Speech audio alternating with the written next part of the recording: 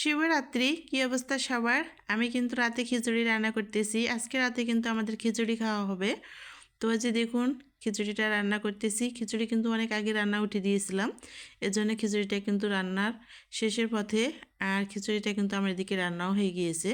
তো এখন আমি খিচুড়িটা নামিয়ে নিলাম আর গামলাতে করে উঠিয়ে নিলাম। তো এখন ঝটপট খাবারগুলো রেডি করে নেব। এদিকে খাবারগুলো পরিবেশন করে নিয়েছি। দেখেন খিচুড়ি রান্না হয়েছে। যেগুলো লাল লাল দেখতে পাচ্ছেন সেগুলোতে গাজর দিয়েছি। আর এই যে আলু ভর্তা, টমেটো সালাদ। খিচুড়িতে কিন্তু আমরা মাংস দিয়েছি, এজন্য শুধু আলু ভর্তা আর টমেটো সালাদ বানিয়ে নিয়েছি। তো খিচুড়িগুলো কিন্তু এখন আমি প্লেটে উঠে নেওয়া শুরু করে দিচ্ছি। আর দেখে নিয়ে নিচ্ছি প্লেটে। তো খিচুড়িগুলো কিন্তু গরম গরম খেতে বেশি ভালো লাগে, ঠান্ডা হলে তেমন একটা ভালো লাগে না।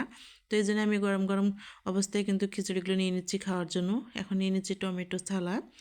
তারপরে দেখুন টমেটো সালাদ নিয়ে নিলাম আর সব কিছু আমার নেওয়া হয়ে গিয়েছে। টমেটো সালাদ আর আলু ভর্তা। খিচুড়ি ফেমাস হচ্ছে আলু ভর্তা। আলু ভর্তা দিয়ে খেতে অনেক বেশি ভালো লাগে।